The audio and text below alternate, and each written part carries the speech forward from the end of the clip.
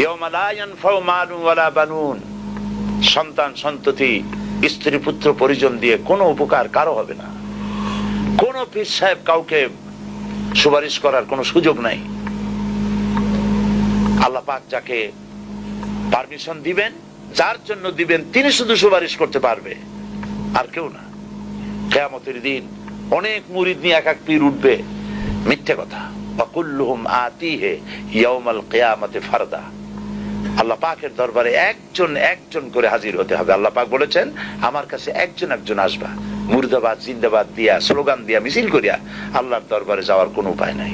আল্লাহ আর তার বান্দা, সুবহানাল্লাহ। আল্লাহ প্রশ্ন করবেন, বল এইসব কাজ করছিস কিনা? আল্লাহর কাছে জবাব দেওয়া কি কঠিন হয়ে যাবে সেদিন। এই জন্য আল্লাহ রাসূল তিনি নিজে এই দোয়া পড়তেন, আল্লাহুম্মা হাসিবনি হিসাবান ইয়াসীরা। আয় আল্লাহ পাক, তুমি আমার সহজ হিসাব নাও। তো রাসূলুল্লাহ যদি সহজ হিসাব চান, তাহলে আমাদের উপায় কি? আল্লাহ তুমি আমাদের সহজ হিসাব নিও। রাসূলুল্লাহকে প্রশ্ন করা হয়েছে, হুজুর সহজ হিসাব কি?